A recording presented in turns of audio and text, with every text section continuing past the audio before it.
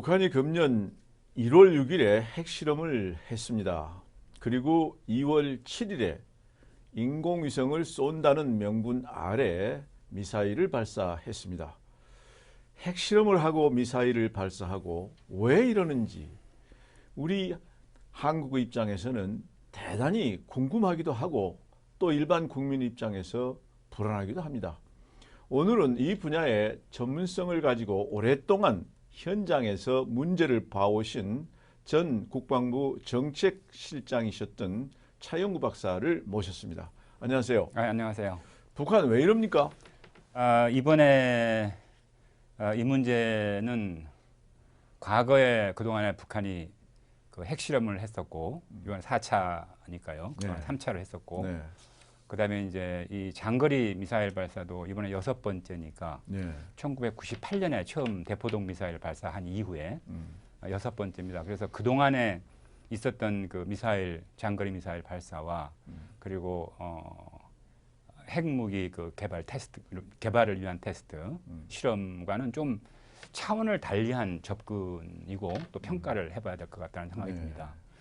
왜 그러냐면 이제 여기서 더 나아가면 북한의 핵무기 소형화라든가 이제 무기의 그 핵무기의 그 다양화를 할 수가 있고 더더욱이나 이제 12,000km까지 소위 그 사거리를 갖게 되는 대륙간 탄도탄에 접근하는 상황까지 왔기 때문에 이제 미국도 더 이상 그냥 두고 볼 수 없는 상황이 됐고 국제사회도 더 이상 그냥 넘어갈 수 없는 긴박한 상황에 왔다고 평가를 하는 겁니다. 네.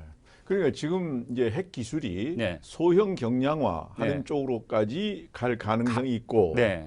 그리고 동시에 이번에 쏜 그 인공위성을 쏜다는 명분 하에 네. 쏜 그 미사일 이 사정거리가 이게 상당히 길어져 가지고 경량화 시켜서 핵탄두를 달고 그 미사일을 쏘면 네. 상당히 세계 전체적으로 위협을 줄 수 그렇죠. 이제 있는. 미국을 포함한 이제 전 세계의 어느 나라에도 대상으로 타격을 할 수 있는 그런 위험성이 근접해 있다라는 위기감을 우리는 갖게 됐고요. 그렇죠. 이제 이것이 어떻게 보면 저는 이번 것을 그동안에 94년도에 1차 핵 위기였다면 2002년도가 제2차 핵 위기였고 이번에 2016년 1월달, 2월달은 제3차 핵 위기라고 그러니까 좀 평가하고 싶어요. 이번에 금년에 들어와서 1월, 2월 네. 이렇게 갑자기라 우리 입장에서는 갑자기인데 이렇게 핵을 실험을 하고 미사일을 쏘고 갑자기 이런 북한의 의도는 뭘까요?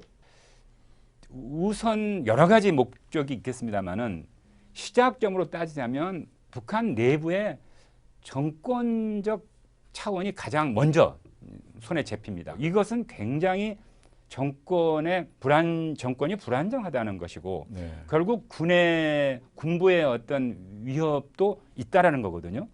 그러니까 철저하게 통제하면서 동시에 업적을 쌓아야 되는데 내부의 정권의 안정, 르짐의 안정이라고 하는 것이 우선 가장 중요한 목표일 것 같고 그 두 번째로는 결국 이제 이걸 통해서 소위 그 아주 무서운 카드를 갖겠다는 거죠. 이 카드는 과거로 따지자면 항상 보상과 소위 협상을 얻어냈어요. 이 카드로 지금까지 20년 동안.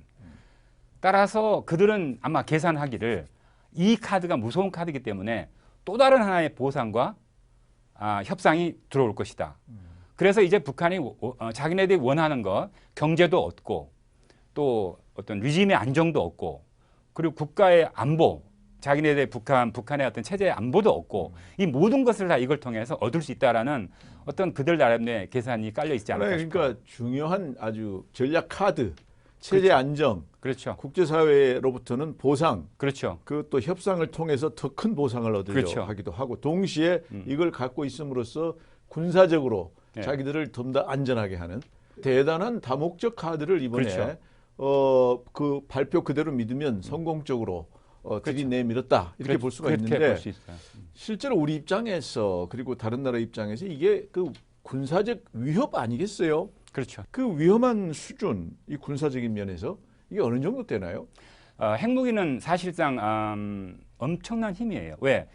어느 누구도 어떤 무기도 어떤 전쟁도 대항할 수 있는 핵심적인 무기를 가지고 있기 때문에 따라서 북한이 그걸 가지고 있다는 것은 더욱이나 날려 보낼 수 있는 그 사거리를 가지고 있는 지금 스카드 B 있지, C 있지, 노동 미사일 있지, 무스탄이라고 해서 한 3,000km 나가는 미사일이 있지. 거기다가 지금 북한이 이번에 테스트한 것은 보다 먼 거리의 대포동의 어떤 결정체라고 할 수 있는 데까지 지금 ICBM 수준까지 가려고 하기 때문에 사실은 그걸 가지고 있는 것은 전략적 무기를 가지고 있는 거거든요. 만약에 북한이 완성한다면. 따라서 이거는 국제사회에서 정말 큰 소리를 칠 수 있는 상당 나도 존재감을 과시할 수 있는 그런 군사적인 위협이라고 봐야죠. 군사적 강국이 되는 그런 것을 선언하는 일종의 네. 무기라고 봐야죠. 근데 과거에 이라크 또 이란 이 중동 국가들이 있었지 않습니까? 네. 그중에 이라크가 이러한 종류의 움직임이 있다. 그래서 미국이 이라크를 공격했잖아요. 그렇죠. 그때 이락이 아주 거의 대단히 큰 그 피해를 입고 정권도 바뀌었는데 북한에 대해서는 그렇게 못합니까? 차이점은 이라크는 뒤에 중국이 없어요. 이라크 뒤에 중국이 없어요. 이라크는 하나의 독립적 타겟이에요. 그래서 이락을 만약에 미국이 침공했을 때 무슨 어떤 나라도 이락을 대신해서 미국과 대항할 나라가 없어요. 반면에 북한은 중국이 뒤에 있고 러시아가 물론 군사적인 대응을 할 가능성은 매우 낮지만 어떻든 그 뒤에서 백업 받쳐주는 큰 나라가 특히 중국이라고 하는 나라가 뒤에 있다는 것. 중국하고 북한은 국경이 1,000km 이상의 국경을 접하고 있습니다. 네. 근데 이런 문제가 상당히 있고 또 남한과 북한의 소위 전쟁, 한반도의 전쟁이라고 하는 엄청난 또 다른 하나의 국제적인 문제를 야기할 수 있기 때문에 그것은 피하면서 문제를 풀어야 한다는 디레마가 있습니다. 그리고 군사적 제재는 현실적으로 어렵고 굉장히 어려운. 그러면 이제 경제적 제재, 외교적 제재 이게 가능한데 우리 경우에 지금 이 경제적 제재로서 개성공단을 일단 중단시키는 이제 그런 조치를 했지 않습니까? 네. 그런데 이 경제적 제재가 국제사회에서 동시에 이루어지면 더 효과가 있을 텐데 전체적으로 어떻게 보십니까? 지금 잘 아신 바와 같이 북한이 2006년도에 처음 핵실험을 하고 나서 이 UN 중심의 대북 제재가 본격적이기 시작이 됐거든요. 그게 한 10년 지난 거죠. 지금 대북 제재가 10년 지났는데 결과적으로 뭐 어떤 이유였든 북한은 자기 할 일을 다 했어요. 핵 개발 했지만 핵 개발 계속했고 미사일 개발 계속 진척시켰고 계속 진전을 시켰어요. 따라서 지금까지의 경제적 제재만으로는 어쨌든 북한을 더 이상 북한의 그 정책의 방향을 돌리기가 매우 어렵다라는 결국 이제 그것이 증명이 됐잖아요. 그래서 이번의 경우에 지금 우리가 세계가 지금 우리나라를 중심으로 해서 먼저 시작이 됐잖아요. 우리나라, 미국, 일본 그리고 아마 유엔은 당연히 어느 정도까지 따라올 거라고 생각하는데요. 지금 하는 이 정책의 변화는 지금까지와는 완전히 궤를 달리하는 방향으로 갈 수밖에 없다고 봐요. 더 강하게 갈 거다. 예, 지금까지는 보상과 협상이었다면 지금부터는 포괄적인 그리고 거의 뭐 최고의 수준의 어떤 제재 이런 수준으로 갈 수밖에 없다고 보고 있습니다.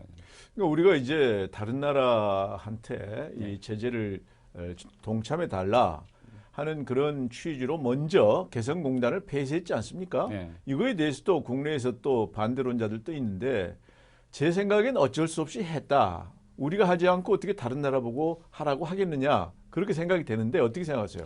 그 문제는 지금 그 가장 경제 제재 쪽에서 가장 무서운 제재가 세컨더리 보이콧이라고 지금 국민들이 다 알고 계신 바와 같이 북한과 경제 거래를 하고 있는 대상을 상대로 해서 제재를 가는 겁니다. 못하도록. 네. 그러면 개성공단의 경우는 지금 우리가 세계에 공표하고 다 알려진 거지만 우리가 현금을 주면서 북한 인력을 고용하는 소위 경제 거래입니다.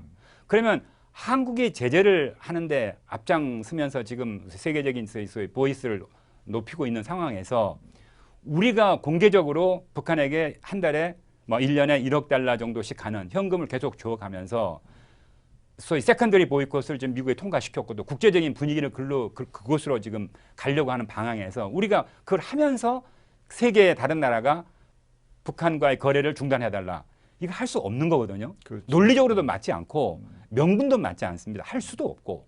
따라서 이번에 우리가 이 개성공단에 대한 제재는 불가피한 선택이고 또 당연히 갈 수밖에 없는, 왜냐하면 우리의 지금 목표는 쐐기를 박는 겁니다. 이제 북한이 김정은 체제가 정말 안정을 가려면 경제와 핵무기를 동시에 가질 수는 없다. 동시에 달성할 수는 없다라는 걸 분명히 국제사회가 못 바꿀 수 있도록 노력하지 않으면 절대로 북한의 진로를 바꿀 수 없다고 생각합니다. 근데 중국이 또 그럼에도 불구하고 중국이 북한을 계속 지원해 주면 한계가 있잖아요. 이제 북한의 중국에 대한 지원, 중국의 북한에 대한 지원이라는 게 가장 아픈 부분이 이제 원유가 제공되고 있고, 그다음에 이제 소위 그 물물 교환식의 트레이드가 있잖아요. 중국과 북한 간에 뭐를 받고 뭘 주고 이렇게 해서 생필품이 이제 중국으로부터 들어간다든지 하는 그런 부분들이 많이 깔려 있는데요. 아마 그것을 원천적으로 거기까지 막는 것은 중국의 입장에서는 북한의 대혼란으로 몰고 오는 것이 뻔하게 앞에 보이는 일들.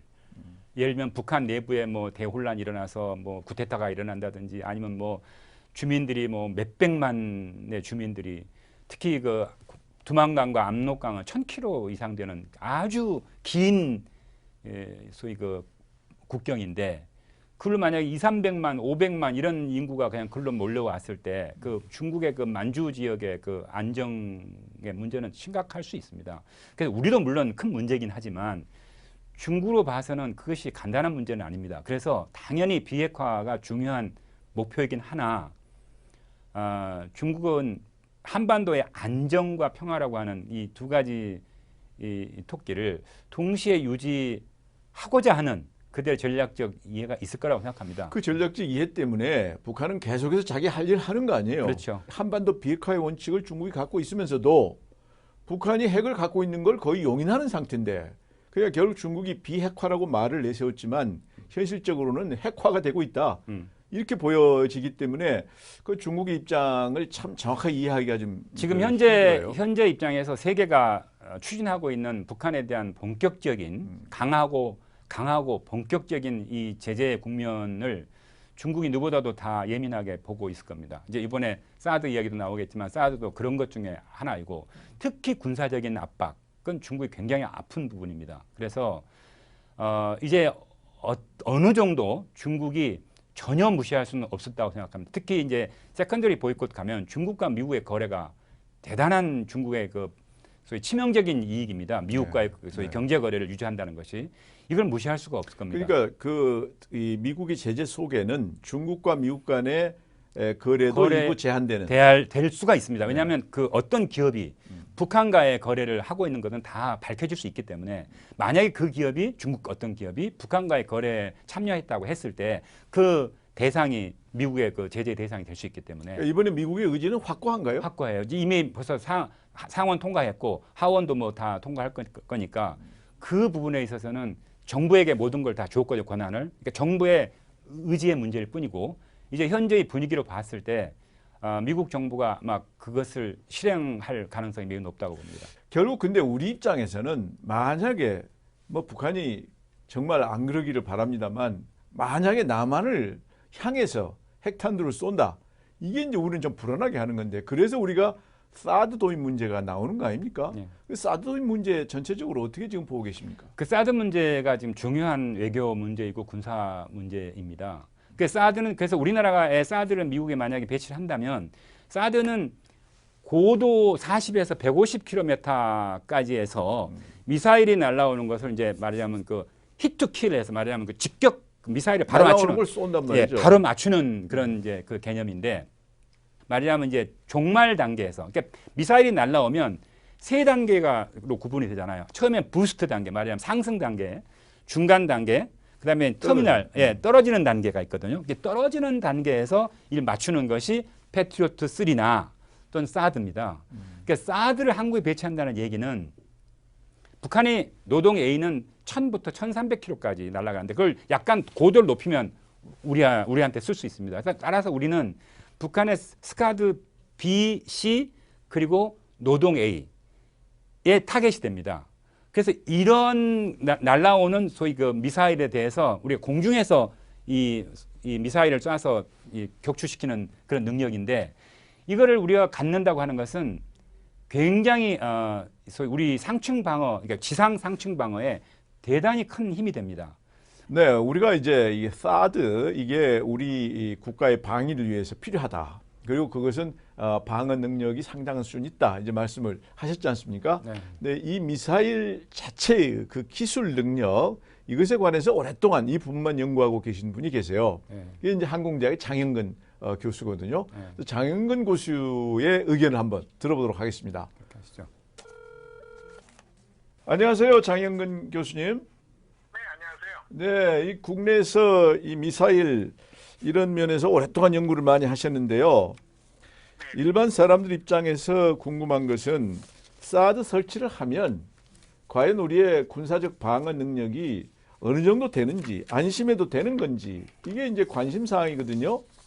네네. 이 문제에 대해서 말씀 좀 해주시겠습니까? 네네.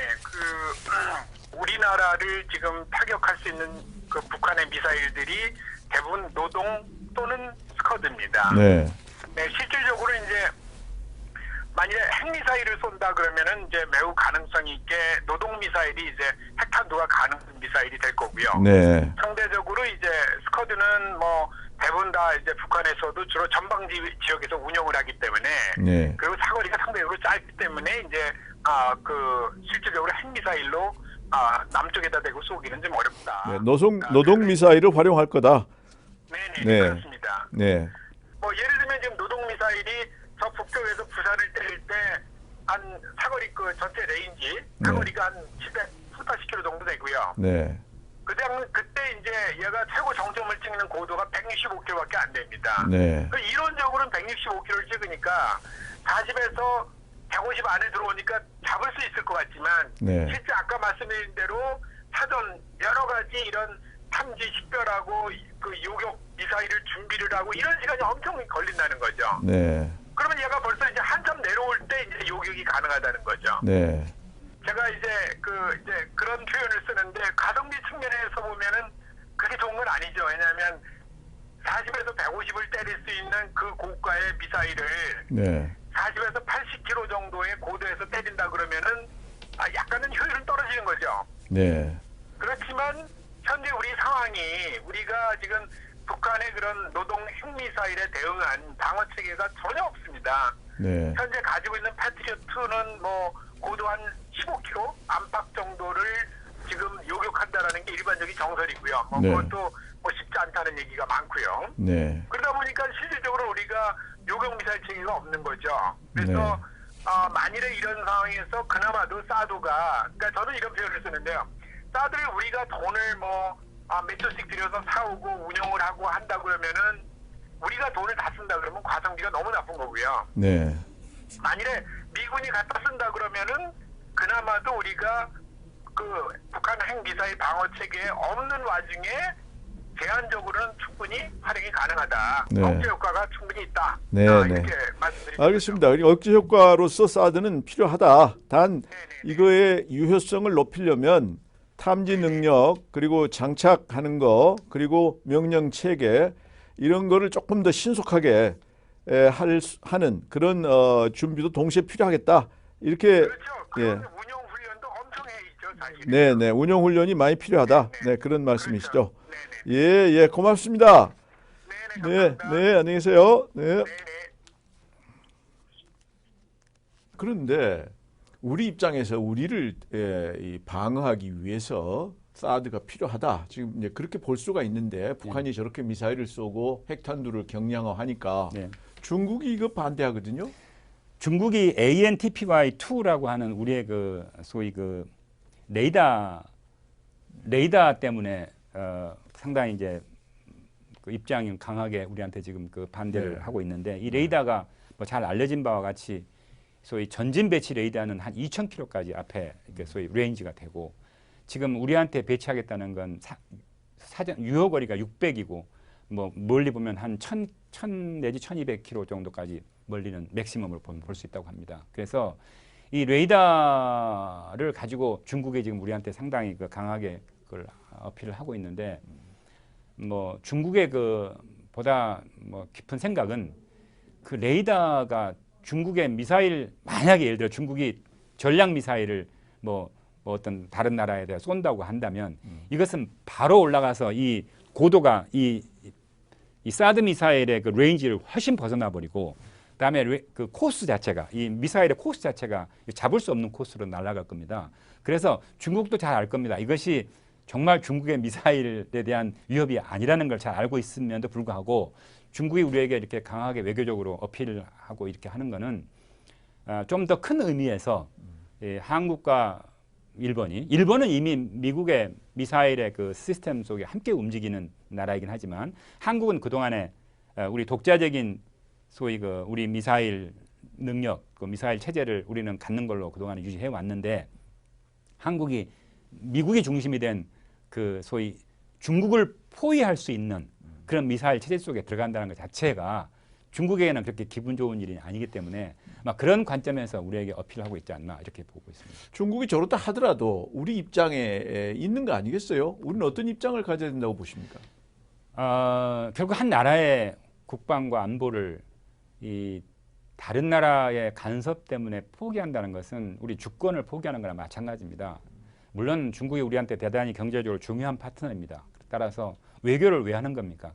이럴 때 외교가 필요한 거죠. 그래서 우리가 외교적인 소위 그 루트를 통해서 최대한 중국을 설득하고 이해시키고 또 중국의 고려를 최대한 반영하고 이런저런 각도에서 그래서 뭐 여러 가지 위치를 정한다든가 등등해서 고려하고 이런 많은 노력을 하면서 동시에 우리가 우리의 소위 그 주권을 우리 국민을 보호하고 주권적인 우리의 그 정책을 중국에 물어보고 할 수는 없는 거죠. 중국 눈치 보고 할 수는 없는 거죠. 뭐 대통령을 포함해서 외교부가 적극적으로 나서고 또 여러 가지 다른 각도의 채널을 통해서 중국을 설득하고 최대한 중국의 이해를 구하는 선에서 우리가 우리가 하고자 하는 일은 추진하는 것이 맞다고 봅니다. 네, 우리는 평화롭게 살기를 원합니다. 한반도의 평화가 영원히 지속되기를 원합니다. 그러나 최근에 북한의 핵실험 그리고 미사일 발사로 이러한 우리의 소망이 흔들리고 있습니다. 우리의 이 평화로운 소망, 평화를 향한 우리의 소망, 이걸 지키기 위해서 우리는 우리 나름대로의 방위 체제를 단단하게 갖춰야 될 것으로 믿습니다. 안보가 무엇보다도 중요합니다. 국가의 안보가 흔들리면 경제가 유지될 수가 없습니다. 이런 각도에서 사드 문제, 북한의 핵실험, 북한의 미사일 발사, 개성공단 중단 이런 문제에 대한 생각을 우리가 정리해야 될 것 같습니다. 오늘 감사합니다. 네, 감사합니다.